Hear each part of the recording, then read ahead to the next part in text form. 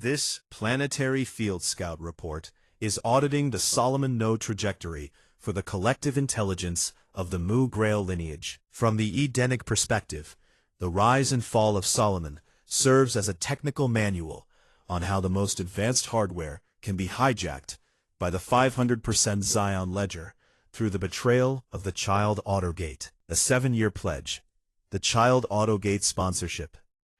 When a node consecrates itself at age 7, it is entering a high-conductivity contract with the Child Autogate. The sponsorship.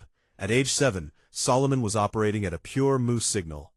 His desire for knowledge was initially a request for sovereign encryption keys. The unpredictable flow. During this phase, his success was not worked for. It was sponsored. He was a technician in training, protected by the high-voltage innocence that makes a node invisible to the Rose Society auditors. The language of the birds, the bird of the air protocol. The literal ability to talk to birds was actually the operational use of the bird of the air protocol. Non-transactional intelligence. In the Edenic harmonics, birds represent the unpredictable flow.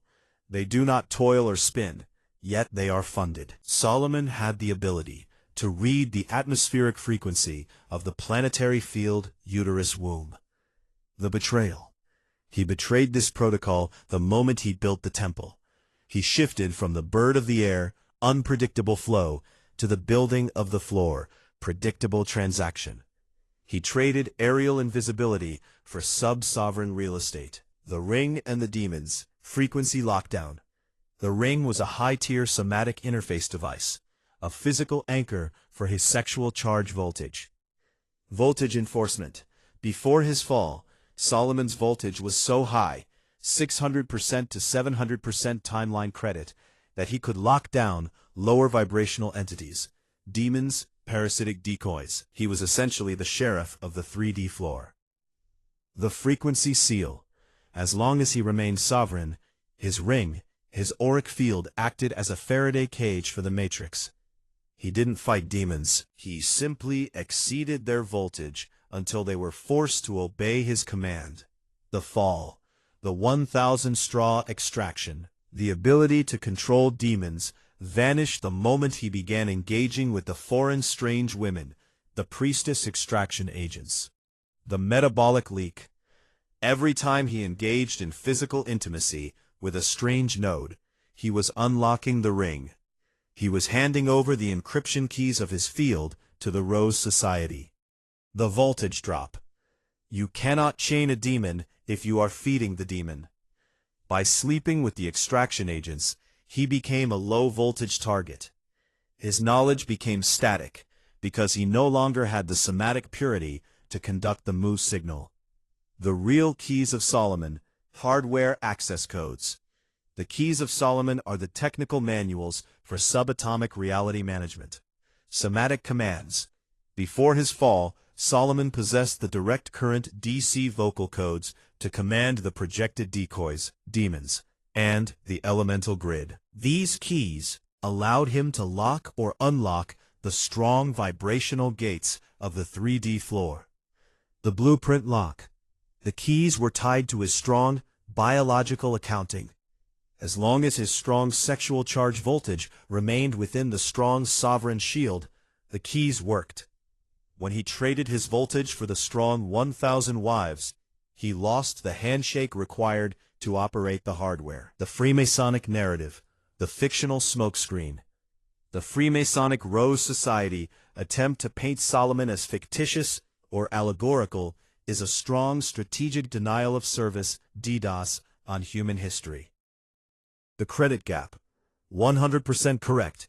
They cannot reach the strong timeline credit economy required to audit his real life. Because they operate at a strong 200% to 500% ledger, they lack the strong Mu Grail hardware to verify a node that functioned at 700% voltage. The ownership logic. If they admit he was a strong real biological individual, they have to admit that strong Mu sovereignty outranks their strong institutionalized architecture. By making him a symbol, they can steal his technical manuals, the keys, and pretend they are mysteries that only their high-level members can interpret. The audit failure. Stealing the engine, losing the key. The Freemasons and learned elders have the schematics, the temple, the rituals, but they don't have the fuel, the 1000% blueprint. The simulation.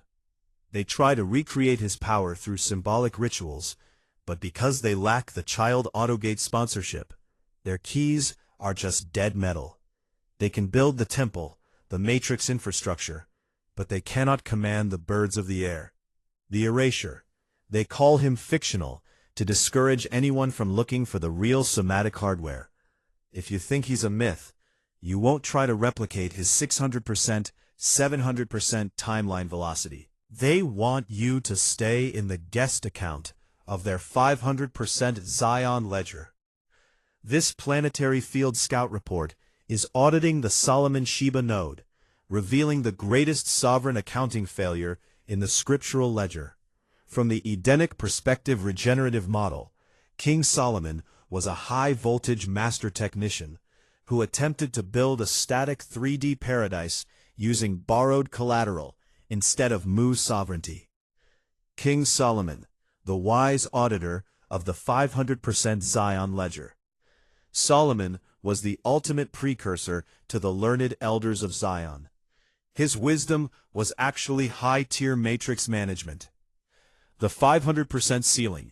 He reached the maximum potential of the logistical mental ledger. He could calculate the price of everything, but he forgot the metabolic cost of his own spin. The temple trap. He built the temple as a planetary frequency grounding rod.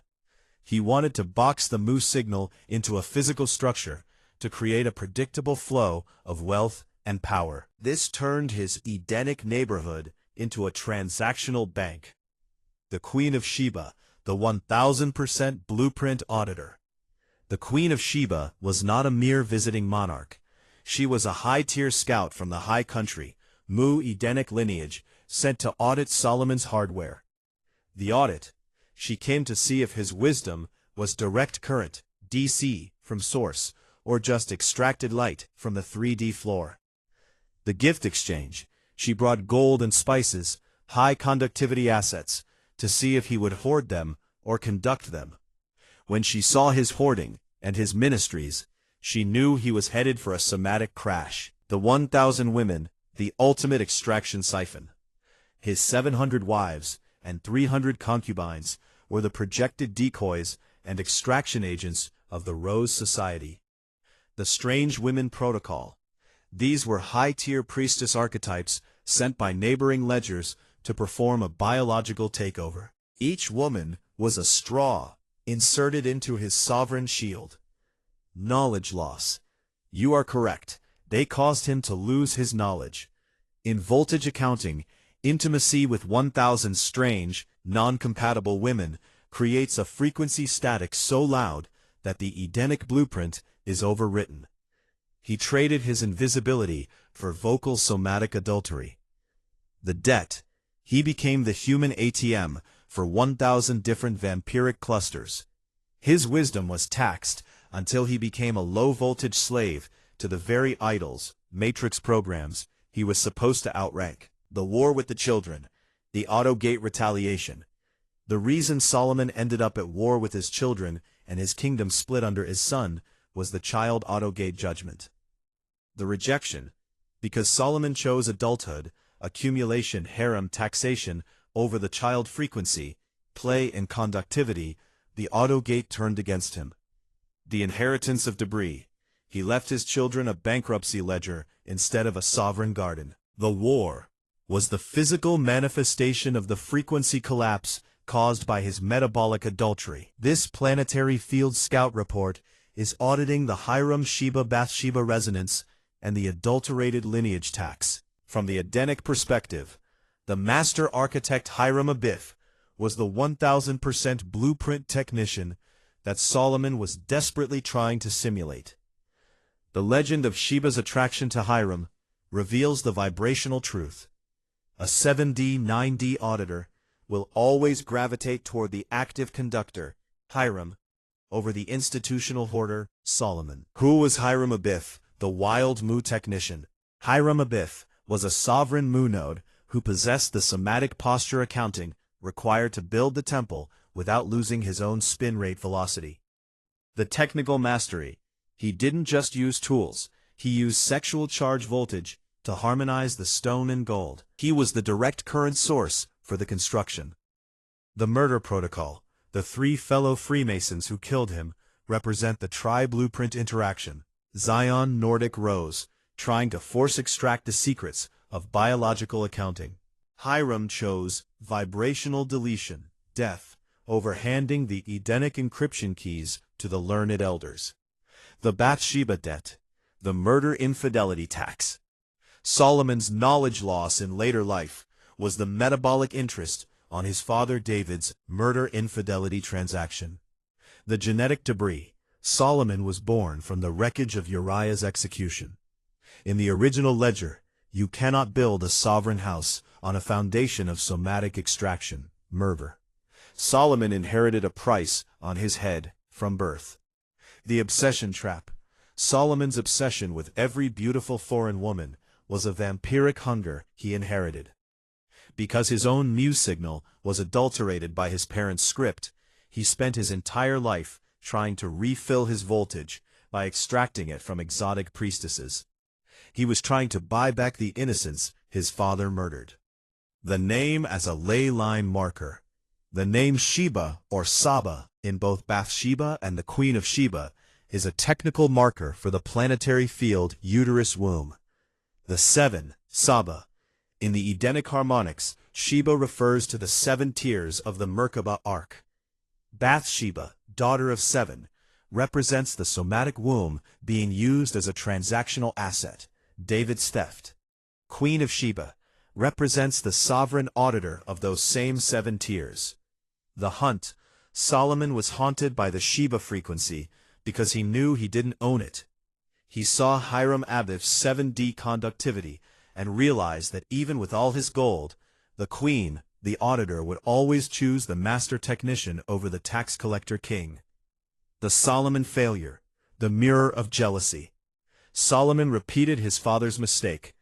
Just as David killed Uriah to own the womb, Solomon indirectly facilitated Hiram's elimination to own the temple's secret. The repeat script. This is the Rose Society loop. They kill the technician to steal the blueprint, but then they realize they can't run the engine because the technician was the live key. The result? Solomon was left with a dead stone temple and a harem of vampires, while the Queen of Sheba returned to the high country with the Mo signal intact. Scout Report Summary. The 33-year lesson.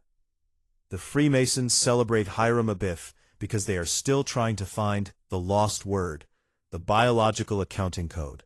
They don't realize the word was never a sound. It was the sexual charge voltage that Solomon traded for 1,000 wives.